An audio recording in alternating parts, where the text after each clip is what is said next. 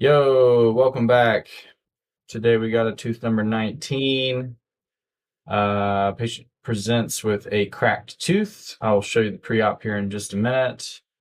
We don't love cracked teeth because they tend to crack more and break over time. And no one wants a broken tooth. So here it is on the scan. See that nice big old long crack going under that gum line, the big old metal filling, likely the reason that happened. So let's trim our model. Got our cut tool. Go next. Continuing to trim.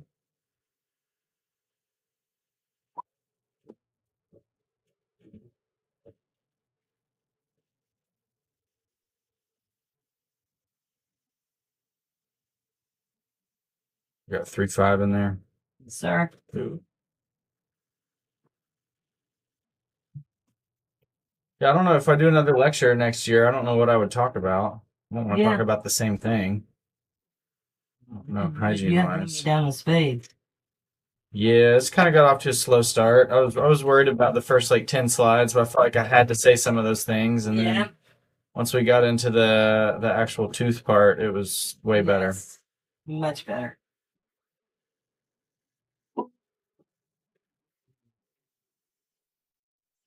But I'm glad to hear one of the students didn't want to be on their phone. Yeah, especially that generation. Yeah, I know. You know, surprising. that was speaking.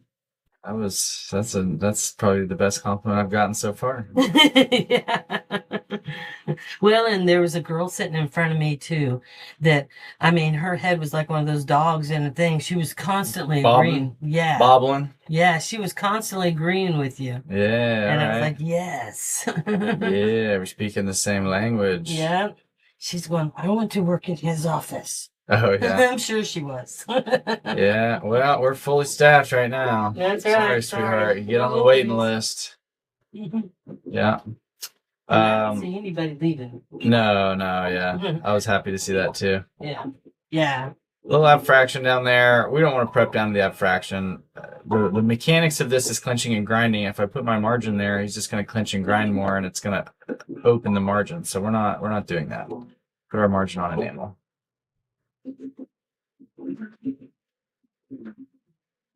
Hey Jody, I may need that green rubber wheel and the lab handpiece. Okay. So these contacts look a little tight. I think we'll be fine, but sometimes I have to adjust contacts when I'm seeing specifically like lower first molars for whatever reason. Sometimes that happens, so not a big deal. We use the same stuff we polished with in the lab, so it's still fine, highly polished. Let's get an AI proposal. I gave a lecture last night for the East Tennessee Hygiene Association, and it was about computers and AI, and it went really well. They seemed to receive it happily, and felt good to lecture. And maybe I'll get to do more of it. We'll see. They said that they wanted to have me back next year, so. All right. FOCC, fissure height looks good. Occlusion's a little bit tight. Let's put on our opposing arch. Form remove. Get rid of that. Very good. Let's see his lower. So that's where he used to be. So I'm wondering if when we get our articulator out, if some of those cusps will be tall, but we'll find out.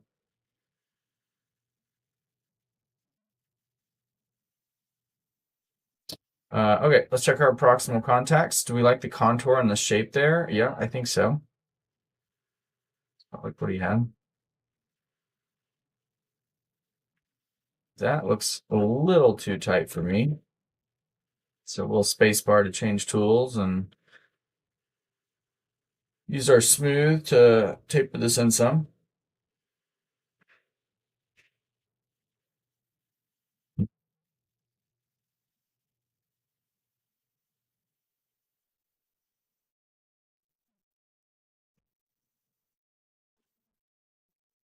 Like that broad double turquoise with just a little green in the middle.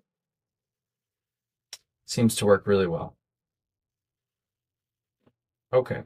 what happens when the patient's jaw moves around?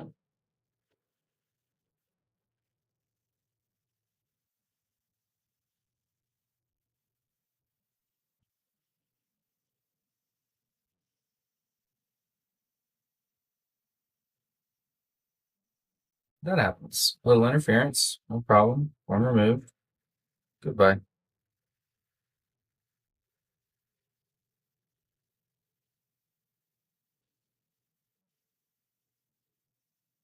Okay. It's a finished crown. I would love to give him more occlusion, but his bite probably won't allow it. I could make that other cusp a little taller. Let's take this off and look here.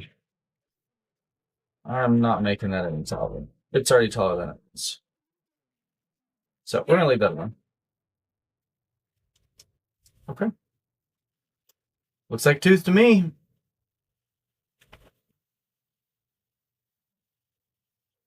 Love looking at the intaglio and seeing no overmilling. So you know you've got a good clean prep.